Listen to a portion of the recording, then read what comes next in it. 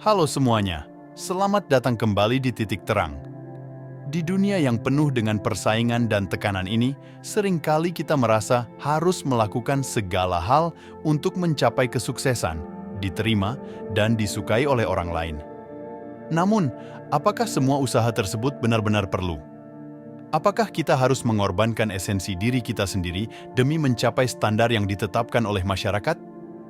Hari ini, kita akan membahas sesuatu yang mungkin akan mengubah cara pandangmu tentang hidup. Ya, kita akan menyelami 4 hal yang tak perlu kamu lakukan dalam hidup. Video ini bukan hanya tentang menemukan kebahagiaan, tapi juga tentang membebaskan diri dari rantai yang mungkin tanpa sadar telah kita pakai sendiri. Jadi, tetaplah bersama kami, karena apa yang akan kami bahas selanjutnya mungkin saja menjadi kunci untuk menjalani hidup yang lebih tenang dan bermakna. Memulai dengan poin pertama kita, tak perlu pakai topeng untuk disukai banyak orang. Dalam era digital saat ini, di mana setiap orang hampir selalu terhubung melalui media sosial, ada tekanan yang tidak tertulis untuk selalu tampil sempurna. Kita sering merasa perlu untuk menampilkan versi diri yang paling menarik, sebuah topeng, jika boleh dikatakan, yang menyembunyikan kekurangan dan hanya menonjolkan kelebihan. Tapi, apakah benar itu yang kita butuhkan untuk merasa diterima dan disukai?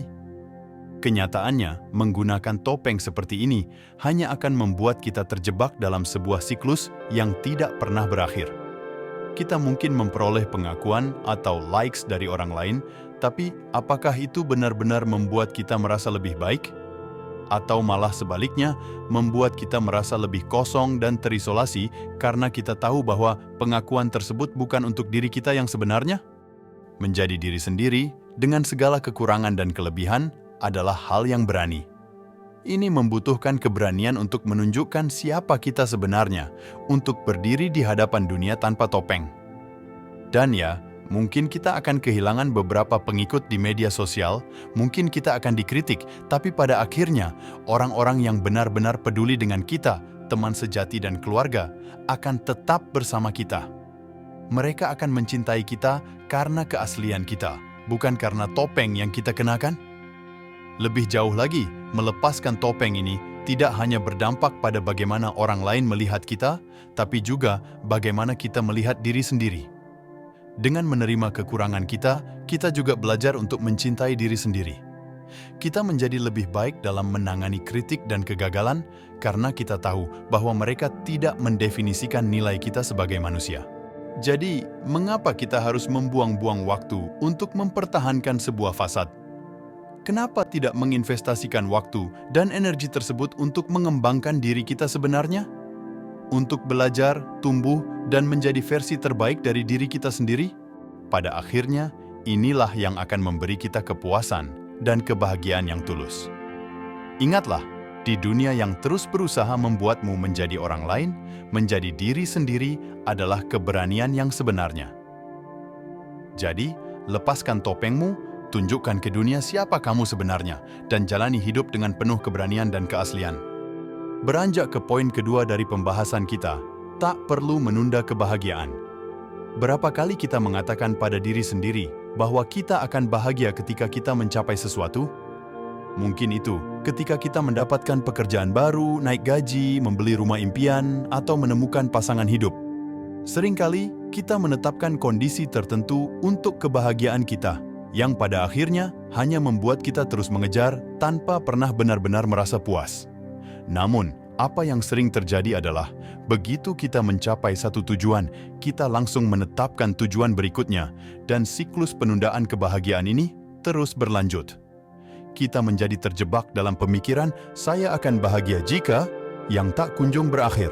Ini adalah jebakan yang menghalangi kita dari menikmati momen saat ini, yang sebenarnya penuh dengan potensi untuk kebahagiaan. Kebahagiaan sejati tidak datang dari pencapaian eksternal, melainkan dari bagaimana kita menginterpretasikan dan mengalami kehidupan sehari-hari kita. Ini tentang menemukan kegembiraan dalam hal-hal kecil, seperti senyum dari seorang teman, rasa kopi di pagi hari, atau keindahan matahari terbenam. Kebahagiaan hadir ketika kita menghargai momen sekarang dan bersyukur atas apa yang sudah kita miliki. Jadi, bagaimana kita bisa berhenti menunda kebahagiaan dan mulai menikmatinya sekarang? Langkah pertama adalah dengan mengubah perspektif kita. Mulailah dengan mengakui bahwa kebahagiaan adalah sebuah pilihan dan kita dapat memilih untuk merasakannya setiap hari, tidak peduli situasi kita. Ini berarti belajar untuk menghargai dan merayakan kemenangan kecil dalam hidup, serta menerima dan mencari pelajaran dalam kesulitan. Langkah kedua adalah dengan praktik mindfulness atau kesadaran penuh yang membantu kita hidup di saat ini dan menghargai kehidupan dengan lebih dalam. Ini bisa berupa meditasi, jurnal harian, atau sekadar meluangkan waktu untuk duduk dengan tenang dan merenungkan hal-hal yang kita syukuri. Terakhir, jangan lupa untuk mengelilingi diri dengan orang-orang yang mendukung dan positif. Energi dari lingkungan sekitar kita dapat mempengaruhi pandangan kita tentang kebahagiaan. Ketika kita bersama orang-orang yang juga menghargai kebahagiaan dalam hal-hal kecil, akan lebih mudah bagi kita untuk mengadopsi sikap yang sama. Menginjak poin ketiga kita, tak perlu takut gagal. Kegagalan sering dilihat sebagai sesuatu yang negatif, sebuah stigma yang harus dihindari. Namun, jika kita mengubah perspektif kita tentang kegagalan, kita akan melihat bahwa itu sebenarnya adalah langkah penting dalam proses pembelajaran dan pertumbuhan pribadi. Tak perlu takut gagal, karena kegagalan bukanlah akhir dari segalanya, melainkan awal dari pemahaman dan penemuan yang lebih dalam. Dalam kehidupan, kita semua akan menghadapi kegagalan dalam satu atau lain bentuk. Mungkin itu gagal dalam ujian, gagal dalam hubungan, atau gagal dalam proyek kerja. Apa yang membedakan orang yang berhasil dari yang tidak bukanlah jumlah kegagalan yang mereka alami, tetapi bagaimana mereka merespon terhadap kegagalan tersebut. Ketika kita gagal, kita diberi kesempatan untuk belajar. Setiap kegagalan membawa pelajaran yang bisa kita ambil. Mungkin itu tentang kerja keras, ketekunan, atau tentang diri kita sendiri dan batasan kita. Dengan menganalisis apa yang salah dan mengapa kita gagal, kita dapat menemukan cara untuk memperbaiki diri dan mencoba lagi dengan pendekatan yang lebih baik. Selain itu, kegagalan juga mengajarkan kita tentang ketahanan. Ketahanan bukan tentang menghindari kegagalan, melainkan tentang bagaimana kita bangkit kembali setelah jatuh. Orang-orang yang resilient tidak takut gagal. Mereka menganggapnya sebagai bagian dari proses menuju kesuksesan. Mereka tahu bahwa keberhasilan jarang datang mudah dan bahwa ketekunan di hadapan kesulitan adalah kunci untuk mencapai tujuan mereka. Namun, untuk benar-benar memanfaatkan kegagalan sebagai alat pembelajaran, kita perlu mengembangkan mindset yang benar. Alih-alih melihat kegagalan sebagai bukti ketidakcukupan kita, kita harus melihatnya sebagai indikator bahwa kita sedang mencoba, sedang berjuang, dan paling penting, sedang belajar. Ini membutuhkan perubahan dari fixed mindset ke growth mindset. Bergerak ke poin keempat kita, tak perlu membandingkan diri dengan orang lain. Di era media sosial ini, kita seringkali tergoda untuk melihat kehidupan orang lain dan membandingkannya dengan kehidupan kita sendiri. Foto-foto liburan mewah, pencapaian karir yang tampak sempurna, atau bahkan hanya kebahagiaan sehari-hari yang diposting orang lain bisa membuat kita merasa tidak cukup baik. Namun, apa yang sering tidak kita sadari adalah bahwa kita hanya melihat highlight reel dari kehidupan seseorang, bukan keseluruhan cerita. Membandingkan diri kita dengan orang lain adalah perangkap yang berbahaya.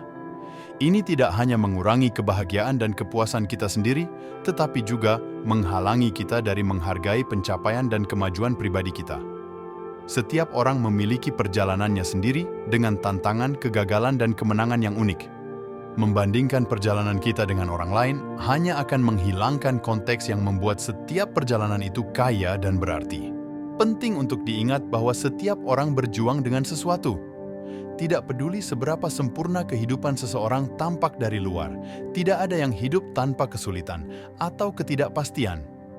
Dengan mengakui ini, kita bisa lebih berempati terhadap diri kita sendiri dan orang lain dan menghindari jebakan perbandingan yang tidak sehat. Alih-alih membandingkan diri kita dengan orang lain, fokuslah pada perjalanan pribadi Anda. Rayakan setiap kemajuan, tidak peduli seberapa kecil.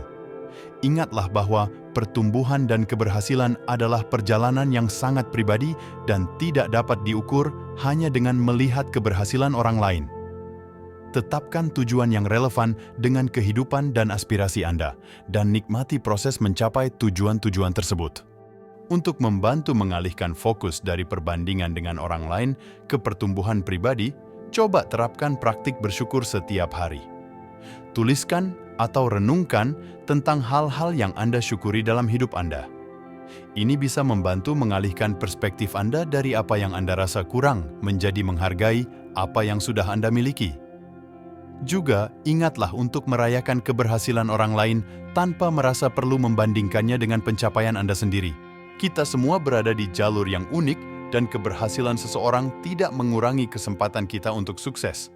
Sebenarnya, dunia ini cukup besar untuk kita semua bisa berhasil. Di akhir, menghentikan perbandingan diri dengan orang lain membuka jalan bagi rasa percaya diri yang lebih besar dan kebahagiaan yang lebih tulus. Dengan mengakui dan merayakan uniknya perjalanan kita masing-masing, kita dapat hidup dengan lebih damai dan puas. Sampai jumpa di video selanjutnya.